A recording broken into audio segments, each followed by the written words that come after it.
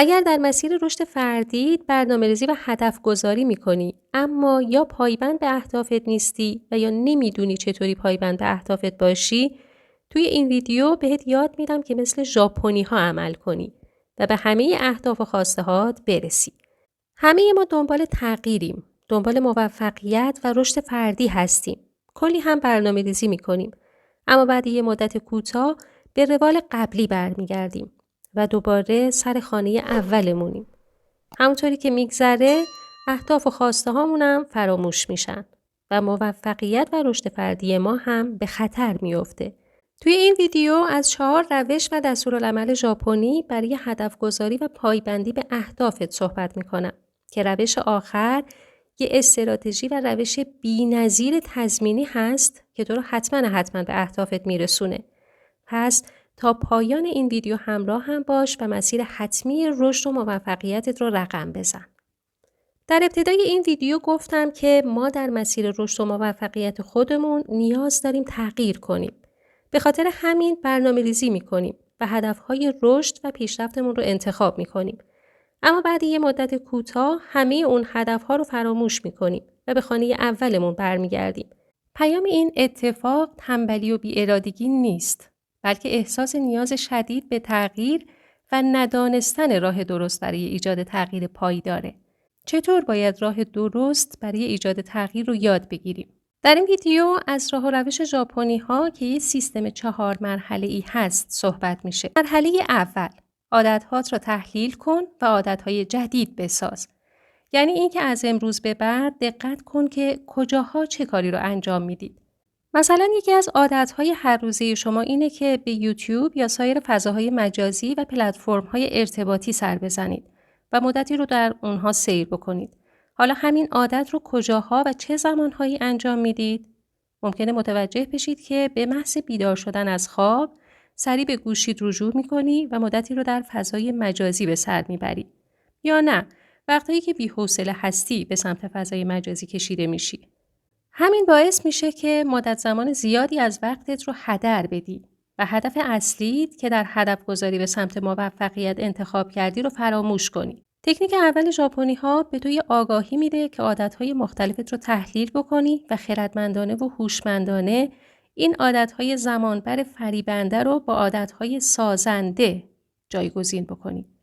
اینطوری وقت و انرژیت رو از دست نمیدی و به اهدافت پایبند میشی. پس بعد از بیدار شدن از خواب و یا در موقع بی‌حوصلگی مراقبی که سراغ عادت‌های مخرب و غیر سازندت نری، بلکه خودت رو ترغیب کنی که به سمت هدفت حرکت بکنی. البته باید بدونیم که در مواقع بی‌حوصلگی سراغ عادت‌های جدید رفتن خیلی هم راحت نیست. به همین خاطر باید یاد بگیریم که مغز منفی باف و اهمال کار و بی‌حوصله‌مون رو با انجام کارهای کوچیک و قدم‌های ساده به انجام عادت‌های جدید ترغیب کنیم. تکنیک شماره دوم اینه که برای رسیدن به هدفت قدم‌های ساده کوچک بردار. قبل از اینکه سراغ تکنیک دوم بریم، ازت میخوام که لطفاً این ویدیو رو لایک بفرمایید. قدم دوم اینه که به سبک ژاپنی‌ها آهسته و پیوسته حرکت کن و قدم‌های کوچک بردار. رهرو آن نیست که گه تند و گهی خسته رود. رهرو آن است که آهسته و پیوسته رود. ژاپنی‌ها معتقدند که تغییر باید اونقدر جزئی و آرام شروع بشه که تفاوتی در سبک زندگیت حس نکنی. چون چیزی که در این مسیر مهمتره استمراره. احساس دگرگونی و تغییر شدید بزرگترین دشمن استمراره. سیستم ARS مغز یا بخش منفی‌نگر مغز انسان که وظیفه‌اش تضمین بقا با صرف کمترین میزان انرژی هست، از تغییر ناگهانی و شدید میترسه و موجب منصرف کردن شما میشه. پس هدف تغییر ناگهانی و کارهای زیاد و شدید نیست.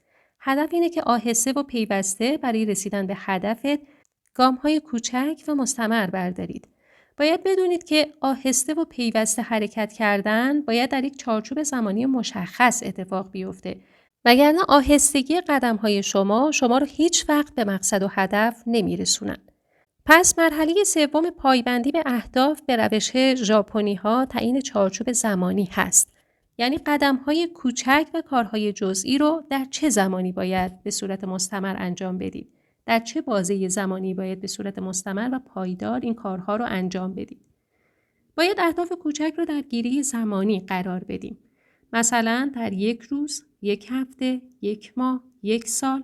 برای مثال یکی از اهداف شما رسیدن به تناسب اندام هست و تصمیم دارید با ورزش به این هدف برسید. قرار روزی 5 دقیقه ورزش کنید. 5 دقیقه ورزش در روز به مدت 1 سال خیلی بهتره از فقر حرکتی یا خیلی بهتره از روزی 1 ساعت ورزش اما بعد از 1 هفته برای همیشه کنار بذارینش. پس اهداف کوچیک رو در یک زمان مشخص باید انجام بدید. مثلا روزی 5 صفحه کتاب در طی 1 سال. روزی 1 ساعت تمرین فن بیان در طی 3 ماه. و اینه که باعث پیشرفت فن بیان میشه و مواردی از این قبیل. پس همه قدم‌های کوچیک و همه کارهای ساده‌ای که انجام میدید باید در یک بازه زمانی مشخص انجام بشن. اگر تا اینجا از این تکنیک‌های ساده قابل اجرا خوشت اومده، قطعاً تکنیک آخر بسیار خوشحال و شگفت زدت میکنه. چون بهت یاد میده که تضمینی به اهدافت برسی. حالا یه سوال دارم از شما. به نظرتون کدوم یک از این 3 روش مهمتره؟ کدوم باعث میشه که ما نسبت به رسیدن به اهدافمون متعهدتر باشیم؟ لطفاً نظرت رو برام کامنت کن. و اما مهمترین بخش پایبندی به اهداف اینه که پیشرفتت توی گام‌های 3 گانه قبلی رو بررسی بکنی. این مرحله تضمین میکنه که به هدفت برسی یا نه بعد یه مدت همین قدم‌های کوچیک رو هم ترک میکنی. پس به این قسمت خوب گوش کن. روزهایی که به هدفت پایبند بودی رو تیک بزن. مثلا روزهایی که برای رسیدن به وزن ایدئال و تناسب اندامت روزی 5 دقیقه ورزش کردی رو تیک بزن تا ببینی در یه ماه چقدر پیشرفت کردی. وقتی مقدار پیشرفتت رو دیدی 2 کار کن. کار اول اینه که خودت رو تشویق کن. به خودت پاداش بده. به خودت انگیزه بده. تغییرت شروع شده. خیلی باید خوشحال باشی. این خوشحالیه به مغز منفی نگر تو که مدام نگران هدرروی انرژیت هست، مدام نگران بقایت هست، یه پیام مثبت میده که خطری نیست. همه چیز خوبه. جای نگرانی نیست. و این خیلی مهمه و فشارها و موانع ذهنی و سدسازی‌های مغز بقایت رو کمتر میکنه. و کار دوم این که قدم‌هات رو آرام یکم بلندتر میکنی. به جای 5 دقیقه ورزش در روز، 7 دقیقه ورزش در روز در طول 1 سال انجام میدی. به جای مطالعه 5 دقیقه در روز، 10 دقیقه مطالعه میکنی. این 2 کار پایبندی به اهدافت رو تضمینی میکنن. توی این ویدیو در مورد 4 قدم یا روش ژاپنی ها برای رسیدن به اهداف و پایبندی به اونها صحبت کردم. در ویدیوی بعدی در مورد راه‌های کاهش اضطراب در مسیر رسیدن به اهدافت برات صحبت میکنم. پس ویدیوی بعدی رو حتما ببینید.